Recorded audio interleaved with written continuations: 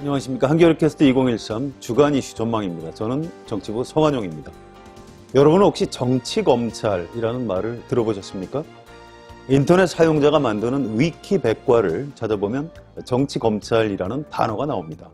검찰 본연의 임무보다 정치적 활동에 치중하는 검찰을 이르는 말이다. 검찰의 정권 눈치 보기, 권력의 줄서기 문화를 빗대어 검찰을 비하하는 의미로 쓰인다. 이렇게 되어 있습니다. 어떻습니까? 요즘 검찰의 모습이 떠오르지 않습니까? 오늘은 박근혜 정부 출범 이후 점점 심해지고 있는 검찰의 정권 예속 현상이 얼마나 심각한지, 왜 이런 일이 벌어지고 있는지 집중적으로 살펴보도록 하겠습니다. 정치부 김종철 기자 나오셨습니다. 안녕하세요. 네, 안녕하세요. 검찰에서 지금 도대체 무슨 일이 벌어지고 있는 거죠? 국정원 선거 개입 사건 수사를 맡았던 윤석열 여주지청장에 대해서 대검찰청이 3개월 정직, 중징계를 청구했는데요. 도대체 중징계를 하겠다는 이유, 명분은 무엇으로 되어 있습니까? 검찰 그 상부의 지시를 받지 않았다. 상부 말을 듣지 않았기 때문에 징계를 하겠다. 이런 거죠. 명분은 당시 윤석열 그 수사팀장이 국정원 트위터 그 댓글을 트위터를 통해서 대선에 개입했던 혐의를 받았던 국정원 직원들이 있지 않습니까? 그 사람들 3명에 대해서 긴급 체포하고 압수수색을 했는데, 그리고 그 이후에 그걸 그 수사 결과를 바탕으로 공소장 변경을 신청했지 않습니까? 근데 그 3가지 모두 상부에서 허락을 하지 않았다. 그래서 그걸 팀장이 자의적으로 했기 때문에, 멋대로 했기 때문에 이거는 지시불이행이다, 이런 이유를 대고 있습니다. 네, 뭐 쉽게 얘기하면 이제 절차에 문제가 있다, 그런 얘기인데요. 자, 그런데 윤석열 지청장하고 국정감사장에서 그 수사 축소 압력에 대해서 진실 공방을 벌인 분이 계시죠. 네. 조용곤 서울중앙지검장인데요. 사표를 냈습니다. 아무튼 대검찰청은 조용곤 지검장은 징계를 하지 않겠다, 이렇게 밝혔는데요. 내용, 그러니까 수사 축소 압력을 가한 것은 징계 대상이라고 봐야 되지 않나요? 당연히 징계를 하더라도 진짜 중징계를 해야 될 사안이죠. 검찰이 해야 될 일이 뭡니까? 검찰은 그야말로 정의를 구현하는 입장에서 범죄를 수사하고 범죄 혐의가 있으면 당연히 오히려 수사를 독려해야 하는 게 검찰 간부의 할 일인데, 이 조영곤 지검장은 당시에 물론 증거는 없습니다. 증거는 없기 때문에 뭐 징계를 안 하겠다는 건데, 당시 그 윤석열 팀장은 조영곤 지검장 집에 찾아가서 이 수사의 필요성을 설명을 하자, 조 지검장이 야당 도울 일이 있느냐, 내가 사표를 내면 해라, 수사, 이렇게 이제 막았다는 거거든요. 사실 그거보다 더 수사를 제재시키는 그런 발언이 어디 있겠습니까? 그 정도로 그 수사 외압을 넣어서 수사를 중단시켰던 사람인데, 이 사람에 대해서 지금 검찰은 오히려 아무런 증거가 없다, 그래서 징계를 못하겠다, 이렇게 지금 나오고 있는 겁니다. 자, 검사들이 대검찰청의 이런 징계 처분 내용에 대해서 다 납득을 하는 것 같지는 않은데요. 네. 검찰 안에서 좀 비판적인 목소리도 나온다, 이렇게 뉴스가 지금 알려지고 있습니다. 어느 검사가 어떤 내용으로 반발했는지 내용을 좀 간단히 소개해 주실까요? 뭐 검찰이라고 하는 조직 그 속성 자체가 사실은 이제 외부적으로 자기 생각이 있어서 잘 드러내지 않는 조직이지 않습니까? 위계 질서가 또 엄격하죠. 그렇죠. 그런데 이번 사태에 대해서는 검사들도 그 대부분 말이 안 된다라고 이렇게 이제 판단하고 있는 것 같습니다. 근데 그 중에 이제 한 명이 서울지검 특수 2부 김선규 검사가 검찰 내부 그 통신망에다가 실명으로 글을 올렸습니다. 김선규 검사는 이렇게 이야기했어요. 일부 결재 과정의 과오를 윤석열 지청장께서 인정하는 마당에 굳이 이와 같은 지나치게 과도한 징계가 이루어져야 하는지, 또한 그 반대편에 선 사람들에 대해서는 왜 합당한 조치가 이루어지지 않는지에 대해서도 납득할 만한 해명이 있어야 된다. 그래서 징계를 윤석열 팀장에 대한 징계는 철회해야 된다, 이렇게 주장을 했습니다. 네, 알겠습니다. 자, 검사가 정직을 받으면 어떻게 되는 건가요? 3개월 동안 일만 못하는 겁니까? 아니면 다른 불이익은 없나요? 일도 못하고 돈도 안 주는 거죠. 일단은 뭐 3개월 동안 아무런 일을 못 한다는 것만이 문제가 아니고 검사들은 사실은 이제 인사가 가장 중요하지 않습니까? 그렇죠. 결국 이제 이 징계의 기록은 남아서 앞으로 승진이라든지 이런 데 상당히 큰 불이익을 받게 되는 거죠. 네. 검사로서는 더더구나 또 명예를 먹고 사는데 이 징계라고 하는 부분들이 이 해당 검사의 앞날에는 검사로서 현 그 간부들이 있는 상황에서는 뭐랄까 성장하고 승진하기 힘들다 이렇게 봐야 되겠죠. 네, 앞으로 윤석열 지청장이 다음 검찰 인사에서 어디로 옮겨가는지, 그렇죠. 승진을 하는지 이런 것들을 좀 지켜봐야 될 것 같군요. 자, 다음 얘기를 좀 넘어가 볼까요? 박근혜 정부가 통합진보당에 대해서 정당 해산 심판 청구를 했는데요. 그 작업도 법무부, 그러니까 검찰이 한 거라고 봐야죠. 그렇습니다. 법무부 한교안 그 장관이 지시를 해서 그 TF 태스크포스 팀을 만들었습니다. 그 태스크포스 팀장을 검사가 맡았습니다. 정점식 검사라고 현재 서울고검 공판부장입니다. 네. 이 정점식 팀장을 중심으로 해서 2달 동안 이제 연구 검토한 끝에 통합진보당에 대해서 해산 심판을 해야 된다라는 결론을 내렸고 그 결론을 바탕으로 황교안 법무장관이 그 국무회의에 올렸죠. 네. 그러니까 검사가 결국 이번 건도 한 거라고 봐야 되겠죠. 알겠습니다. 통합진보당 정당 해산 문제는 앞으로 헌법재판소가 헌법과 법률에 따라서 결정을 하면 될 텐데요. 정치적으로는 박근혜 정부가 박근혜 대통령이 통합진보당을 해산시키려고 하는 어떤 정치적인 이유가 뭘까 이런 궁금증이 좀 있습니다. 네. 혹시 지난 대선 때 이정희 당시 후보가 박근혜 후보에게 나는 박근혜 후보를 떨어뜨리기 위해서 출마했다. 뭐 이런 발언을 했다거나 네. 박정희 전 대통령을 다카키 마사오라고 불렀던 장면이 지금 온 국민들 머릿속에 남아있는데요. 혹시 그런 것 때문에 정치 보복을 가하고 있는 것은 아니냐. 이런 시각도 있습니다. 어떻게 보십니까? 그런 해석이라든지 얘기가 많이 나오는데 그렇지 않다라고 혹은 뭐 그렇다라고 딱 부러지게 얘기할 수는 없지만은 여러 가지 그 흐름상으로 볼 때는 지금 정치보복 아니라고 하는 의심을 받을 소지는 굉장히 많다고 이렇게 보입니다. 일단은 뭐 법 논리상으로 여러 헌법학자들이 지적하지만은 통합진보당의 그 행태라든지 아니면은 통합진보당이 내걸고 있는 여러 가지 이념이나 이런 부분에 대해서는 많은 국민들이 그 동의하지 않는 부분이 많은 게 사실일 겁니다. 그렇다 하더라도 그런 정당에 대해서 정부에서 법적인 잣대를 들이대서 이 당을 해산해야 된다고 하는 것은 전 세계적으로 유례가 없을 뿐더러 우리나라 같은 경우도 전두환, 노태우 독재 시대 때도 없었던 일이거든요. 오직 그 이승만 독재 정권 시절에만 한 번 있었던 건데, 따라서 이렇게 무리하게 정치적 잣대를 들이대서 특정 정당을 없애려고 하는 것은 결국은 뭔가 지난 대선 때 이정희 그 통합진보당 후보의 그 험한 말, 박근혜 대통령 입장에서 볼 때는 굉장히 험한 말이겠죠. 그래서 그런 부분에 대한 뭐 정치적인 보복이 아니냐 이런 얘기가 지금 충분히 나올 수 있다고 봅니다. 자, 박근혜 정권 들어서서 초기에는 국정원 댓글 사건 때문에 정권과 검찰이 약간의 갈등을 빚는 네. 그런 장면이 벌어졌는데요. 당시 상황을 좀 간략히 정리를 해주실까요?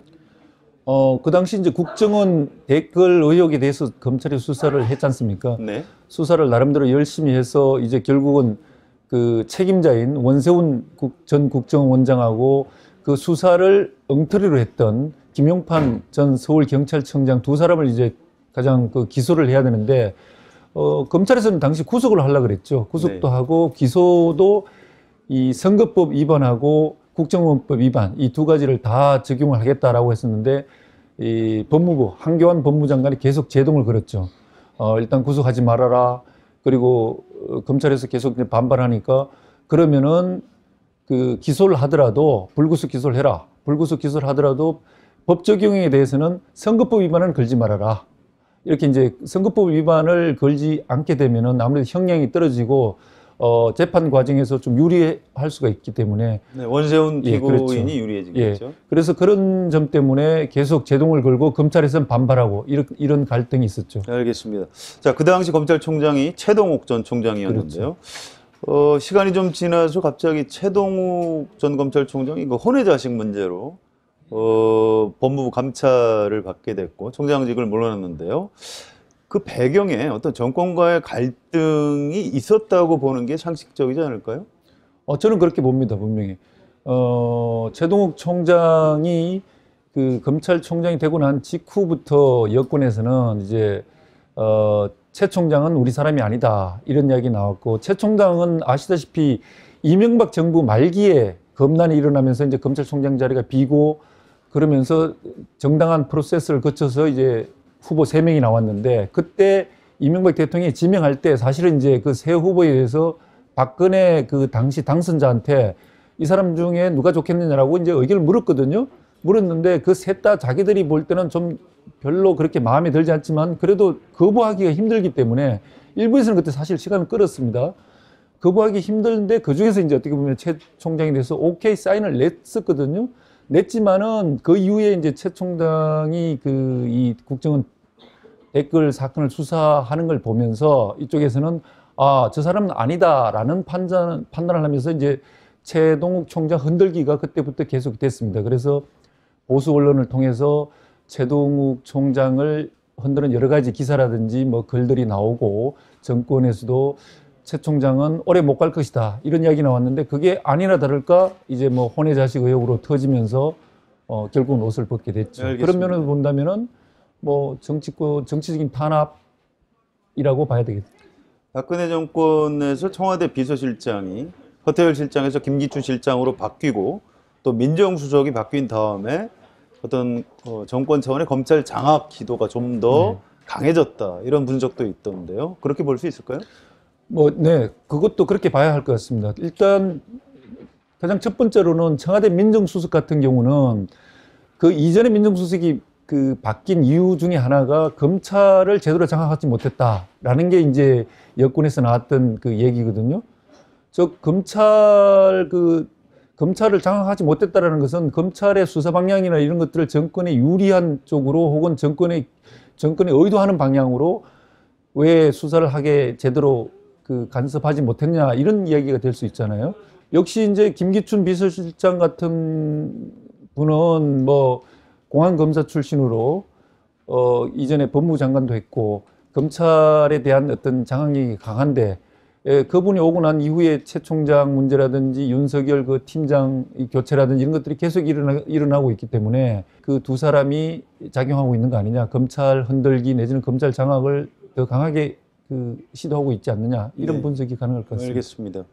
자, 새누리당하고 검찰의 관계도 참 사실은 관심사인데요. 지금 새누리당에서 그 뛰어난 활약, 돋보이는 활약을 보이는 국회의원들 중에 유난히 좀 검사 출신들이 좀 많은 것 같습니다. 어떤 사람들이 있을까요? 지금 가장 세인들의 주목을 받고 있는 사람이 바로 김진태 의원인데 이분이 검사 출신입니다. 2009년 춘천지검 원주지청장을 끝으로 이제 검사를 관뒀었는데 이분이 고시가 된 다음에 군 생활을 법무관으로 했는데 기무사에서 활동을 했더라고요. 네. 아마 그래서 그런지 그때부터 그랬는지 공안적인 시각을 갖고 다루는데 특히 대표적인 게 지난번 국정조사 때 국정원 댓글을 노골적으로 두둔하고 국정원 댓글 의혹 사건이 아니라 이거는 민주당에서 국정원 직원을 매직한 사건이다 이렇게 성격 규정하면서 그야말로 그냥 온몸으로 이제 국정원을 두둔했던 사람인데 뭐 그 덕택인지 몰라도 지난번 박근혜 대통령이 유럽 순방할 때 국회의원을 2명을 딱 데려갔었는데 네. 그 2명 중에 한 명이 김진태 의원입니다. 네, 그렇군요. 예, 원래 대통령이 외국에 나갈 때 그 수행 의원들 데려갈 때는 뭔가 대가를 준다든지 정치적으로 이렇게 페이브를 주는 거지 않습니까? 그러니까 어쨌든 그런 덕택에 나가서 이번에 나가서 또 사고 쳤죠. 파리에서 그때 대통령 방문했을 때 촛불 시위 대통령 반대 국정원 댓글 조사 제대로 하라라고 하는 요구하는 촛불 시위가 있었는데 그 시위에 대해서 김진태 의원이 시위에 참석한 사람은 대한민국 국민도 아니다. 이 사람들 대가를 치르게 하겠다라고 하면서 굉장히 협박하는 글을 트위터에 올려서 난리가 났었죠. 네. 뭐 그랬던 분이고 또 나머지 사람들도 새누리당에 굉장히 많죠. 예, 알겠습니다. 자, 박근혜 대통령이 김진태 의원을 좋아하니까 유럽 순방에 수행을 시켰겠죠. 그렇겠죠. 저는 한 가지 궁금한 게 말이죠. 대한민국 검사들이 다 그렇게 뭐 출세지향적이거나 극우적인 사고방식을 갖고 있는 건 아닐 텐데요. 왜 이상하게 국민들 눈에는 좀 그런 이상한 검사들만 눈에 띄는 것일까요? 글쎄요, 뭐 저도 그거는 그 중에 개 중에도 보면은 새누리당에도 뭐 합리적인 분들이 검사 출신도 있습니다. 네, 많이 있죠. 박민식 의원이라든지 이런 사람들은 보면 비교적 네. 옳은 말도 하고 이러는데 뭐 특정인들이 왜 이러는지는 뭐 그분의 그 마음속에 안 들어갔어 모르겠지만 어쨌든 그렇게 튀는 게 결국 자기의 정치적인 그 위상이라든지 위치에 도움이 된다고 생각하는 것 같아요. 특히 이제 김진태 의원 같은 경우는 강원도고 하니까 그 접경지대도 가깝고 뭐 이러고 하니까 이제 좀 더 그 우측으로 튀는 행동을 하는 게 결국 자기한테 도움이 되지 않나 이렇게 판단하는 것 같아요. 그래서 네. 이분은 그 일베라고 일간 베스트 그라고 하는 그 극우의 활동가들이 무대죠. 모여 있는 네. 사이트가 있지 않습니까? 거기에서 굉장히 영웅시되고 네. 본인도 뭐 최근에 어느 언론에서 조사를 했는데 새누리당에서 내가 가장 오른쪽에 있는 의원이더라 성향상 이렇게 그걸 자랑하고 이런 걸로 봐서는 그거를 일종의 뭐 정치 상품화하는 것 같습니다. 네. 검찰은 과거 이승만 박정희 정권뿐만 아니라 전두환 노태우 정권 시절까지도 정권의 하수인 역할을 충실히 수행했습니다. 그 덕분에 권력의 시녀라는 불명예스러운 호칭을 얻기도 했습니다. 그러다 김영삼 정부 말기 또 김대중 노무현 정부에서 현직 대통령의 가족과 측근들의 비리를 수사하면서 조금씩 정권으로부터 독립된 모습을 보여주기 시작했습니다. 특히 노무현 정부에서는 정권과 검찰이 정면으로 충돌하는 그런 양상까지 벌어졌습니다. 그랬던 검찰이 이명박 정부 들어서서 다시 정권의 하수인으로 돌아갔고 박근혜 정부에서는 아예 유신 시절이나 50 시절처럼 권력의 시녀로 되돌아가는 현상이 나타나고 있습니다. 지금 검찰과 박근혜 정권 그리고 새누리당은 한 몸인 것처럼 일사불란하게 움직이고 있습니다. 이건 곤란합니다. 검찰이 바로 서야 나라가 바로 선다는 말이 있습니다. 검찰은 범죄 수사를 통해 국가의 형벌권을 책임지는 조직입니다. 따라서 정치적으로는 완벽한 중립을 지켜야 합니다. 검찰의 정치적인 중립이 무너지면 검찰만 무너지는 것이 아니라 대한민국 전체가 무너질 것입니다. 검찰의 깊은 성찰을 촉구합니다. 오늘 주간 이슈 전망은 여기서 마치겠습니다. 지금까지 김정철 기자가 도움 말씀을 해주셨습니다. 수고하셨습니다. 저는 서원영이었습니다.